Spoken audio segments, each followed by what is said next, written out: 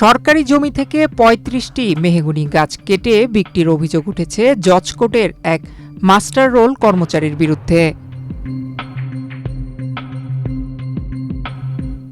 ঘটনাটি ঘটেছে নড়াইল সদর উপজেলার ভদ্রবিলা ইউনিয়নের দিঘলিয়া এলাকায়। ঘটনার পর থেকে অভিযুক্ত ব্যক্তি পলাতক রয়েছেন। স্থানীয় সূত্রে জানা গেছে, উপজেলার বগুড়া গ্রামের বিল্লা মোল্লার ছেলে সাইফুদ্দিন মোল্লা টানা ৩ দিন ধরে সরকারি ১৬ শতক জমির ওপর থাকা মূল্যবান মেহগনি গাছগুলো কেটে বিক্রির চেষ্টা করেন।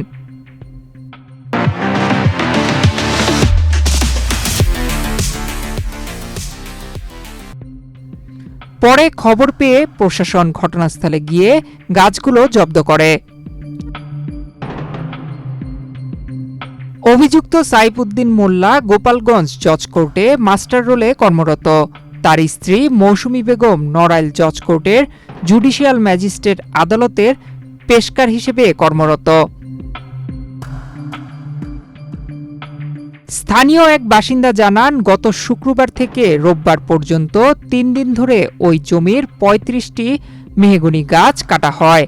গাছগুলোর আনুমানিক মূল্য প্রায় ৩.৫ লাখ টাকা। বিষয়টি প্রশাসনকে জানানো হলে রোববার গাছগুলো জব্দ করা হয়।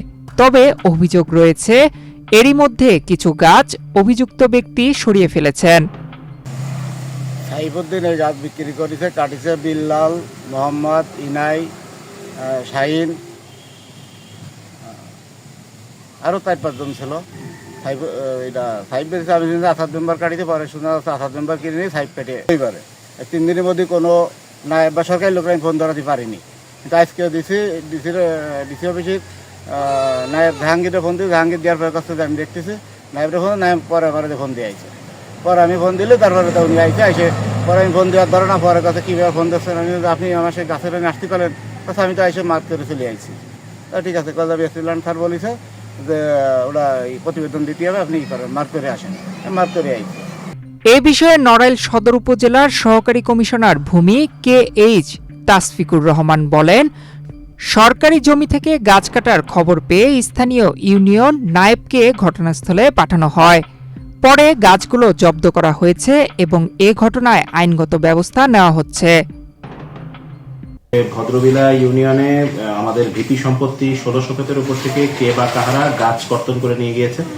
তো এটা জানার পরেই আমি নায়েব সাহেবকে অত্র স্থানে পাঠাই এবং সেখানে গাছগুলোকে জব্দ করতে বলি এবং জব্দ করে আমাদের ভূমি অপরাধ প্রতিরোধ প্রতিকার আইন 2023-এর 11 ধারা থেকে 13 ধারা পর্যন্ত, যেটা 14 ধারা অনুযায়ী কার্যক্রম গ্রহণ করা যায়, সেটার জন্য আমরা নায়েব সাহেবকে বলেছি প্রতিবেদন দ্রুত দিতে। আর এই ব্যাপারে এই ধরনের কর্মকাণ্ড আসলে কখনোই কাম্য নয়। এটাও জানতে পেরেছি যে এবার যারা গাছটা কেটেছে তারা হচ্ছে আমাদের ভিপি সম্পত্তির লিজ গ্রহীতা। তো সে যে কাজটা করছে এটা অন্যায় তো অবশ্যই, জনগণের সম্পত্তি, সে সরকারের পক্ষ থেকে ওটার দখল বজায় রাখছে। তো এতগুলো বৃক্ষ কাটার অধিকার তাকে কেউ দেয়নি। তো আমরা এই ব্যাপারে পদক্ষেপ গ্রহণ করেছি এবং এই ত্বরিত পদক্ষেপ আগামী যে কোনো জায়গায় যে কোনো ধরনের অন্যায়ের বিরুদ্ধে অব্যাহত থাকবে। এদিকে অভিযুক্ত সাইফুদ্দিন মোল্লা পলাতক থাকায় তার বক্তব্য পাওয়া যায়নি। নয়ন বিশ্বাস, বাংলাদেশ প্রতিদিন।